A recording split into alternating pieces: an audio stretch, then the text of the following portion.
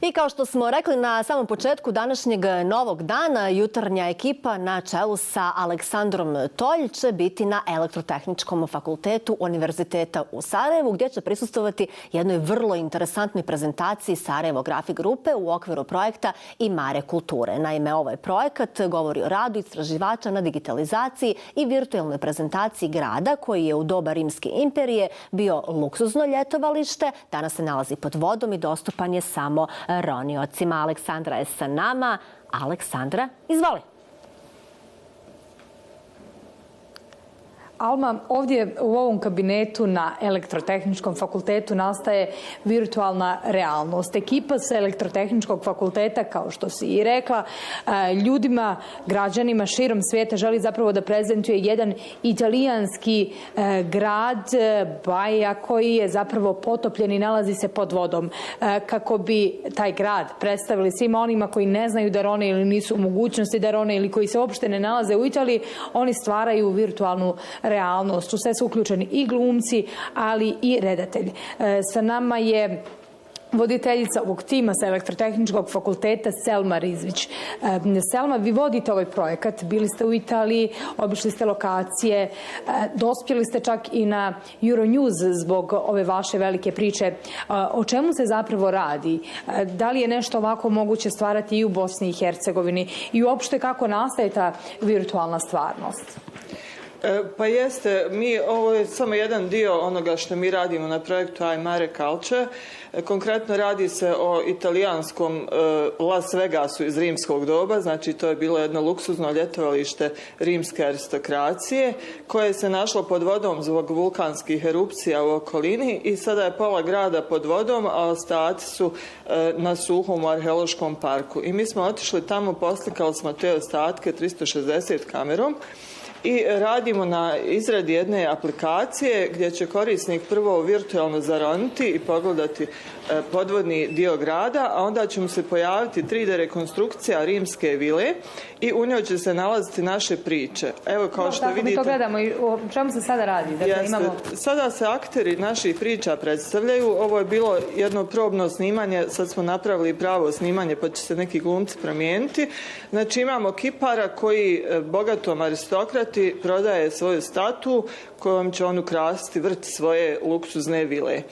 Ovdje se sada dešava radnja u kiparovoj radionci i trenutno se predstavlja njegov mladi asistent i onda kad se svi glumci predstave, onda će se dešavati par scena na ulicama ispred vile i na kraju će se ući u vilu i onda će aristokrata pregovarati sa kiparom, a gledaoci će pomoću head-mounted displaya moći da pogledaju cijelu rekonstrukciju vile i da vide kako ona nekada izgledala. Tako da je ovo kombinacija zapravo 3D modeliranja i virtualne realnosti i kompozitinga, jer smo mi ove glumce uslikali na zelenom ključu i dodali smo ih procesom kompozitinga u virtualno okruženje. Ovo su glumci iz Bosne i Hercegovine, pričaju na engleskom.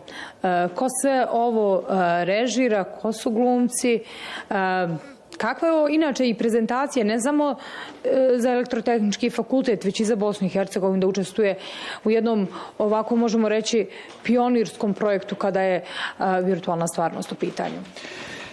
Ovo radimo uz pomoć reditelja, poznatog BH reditelja Ahmeda Imamovića, kojem je ovo također izazov zato što je ovo prvi put da se radi u 360 videu gdje više filmski jezik ne vrijedi. Vi ne možete više komponovati kadar u tradicionalnom smislu, nema krupnog plana.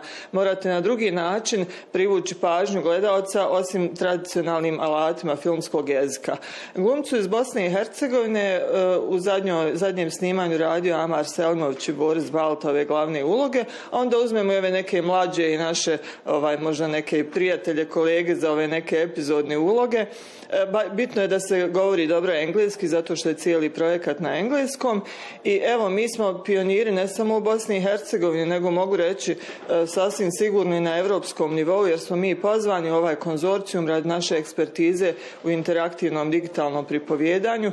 Evo sad mogu gledaoci vidjeti da se glumci sada nalaze u jednoj zamišljenoj ulici u kojoj se nalazila ta vila i sad njih dvojica pregovaraju o tome kako će nastupiti prema bogatašu. Poslije ćemo vidjeti sam da ako možete vi samo malo prijeći na vilu da vidimo i kako izgleda unutra.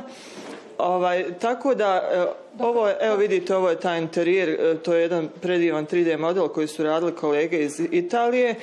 I naravno ovo se sve radi uz pomoć arheologa koji su istraživali i istražuju podvodne ostatke vile i naravno oni su naši konsultanti. Njihova je ideja bila ovaj scenario sa glumcima, odnosno da glume bogataša i kipara, zato što su pronađeni ostaci te vile ispod mora još uvijek se nalaze i pronađene su statue koje su se nekad nalazile u tom vrtu. Zahvaljujući ovom projektu vi ste završili na Euronewsu u njihovom naučnom programu koji je vodeći kada je Evropa u pitanju.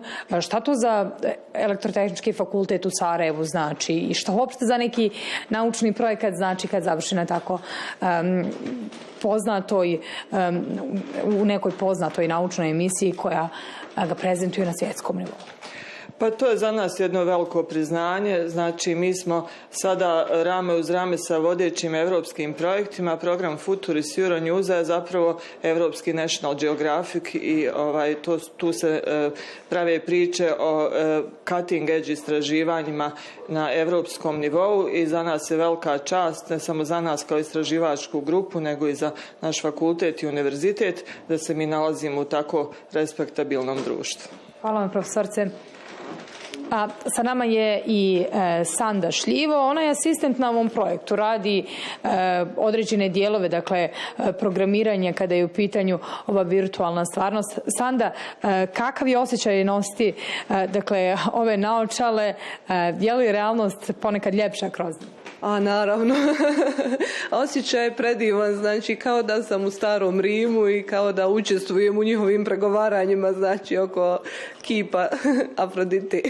A kakav je osjećaj da kao mlada naučnica, istraživačica zapravo učestvuješ na jednom ovakvom projektu? Predstavlja li to određeni izazov?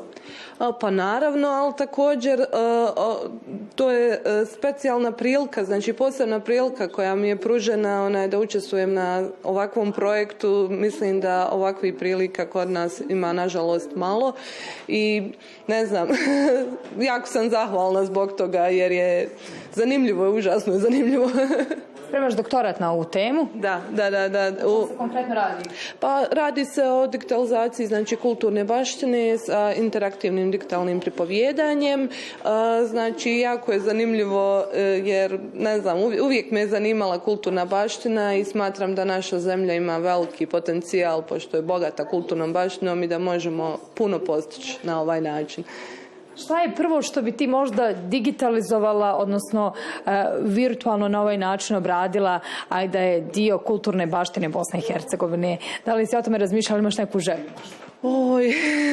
Kao što sam rekla, puno ima kulturne baštine, veliki izbor. Morala bi dobro da razmislim, nisam iskreno razmišljala. Da li je izazov raditi na nečemu što je novo, ne samo kod nas, već i u svijetu? Pretpostavljam kada si upisala Elektrotehnički fakultet da nisi razmišljala o tome da ćeš raditi ovakve stvari. Pitanje je da li uopšte se to u svijetu na ovaj način i radilo? Pa iskreno nisam razmišljala da ću raditi baš sa virtualnom realnošću, jer bili smo tad, davno sam ja upisala, bila fakultet, tad nije baš bilo to razvijeno, ali na sreću evo sad se razvilo i imamo priliku, znači kao i ostatak svijeta idemo u korak da radimo na stvarima vezano za virtualnu realnost. Druge kolege sa Elektrotehničkog fakulteta jesu li zainteresovane za ove teme? Da li je to izazov za nekoga u Bosni i Hercegovini? Pa mislim da jeste malo izazov, ali ako volite da radite nove stvari, da istražujete, onda to nije problem. Sve se može naučiti jako brzo, tako da nije problem nikakav. A ostale kolege su znatiželjne, zanima ih, tako da zanimaju se i oni. Čini se da uključivati glumce u neke projekat elektroinženjera nije baš uobičajena stvar. Ali to je ljepota znači ovoga svega, tako da možemo spojiti razne profesije da zajedno rade, jer smatram da interdisciplinarni način rada je jako, kako da kažem, ima svoji prednosti, veoma veliki prednosti, da se nešto uradi kvalitetno i zanimljivo je uglavnom bilo vidjeti njihovo viđenje svega ovoga i njima je ovo novo bilo da rade sa 360 videom, tako da. Bi li ovo bio izazov i da li bi ovo značilo nešto za našu turističku prezentaciju ako bismo počeli da radimo ovakve stvari? Mislim da bi veoma puno značilo za našu turističku ponudu i mislim da ljudi se, kako da kažem, ne znaju puno o nama i onda kad dođu ovdje saznaju da je ovo stvari jedna prelijepa zemlja sa bogatim kulturnim nasljeđem i turističkom ponudom i mislim da bi ovo dodatno obogatilo, znači i zainteresiralo ljude da dođu u Bosnu i Hercegovinu. Hvala, Sanda. Bile su ovo Selma Rizvić i Sanda Šljivo sa Elektrotehničkog fakulteta u Sarajevu, istraživačice na ovom velikom i sjajnom projektu. I bila je ova Aleksandra Tolj koja nam je to sjajno predstavila. Hvala, Aleksandar. Radujemo se svim velikim projektima, pogotovo onim koji dolaze od onih koji žive i rade u Bosni i Hercegovini. Hvala još jednom. Idemo dalje.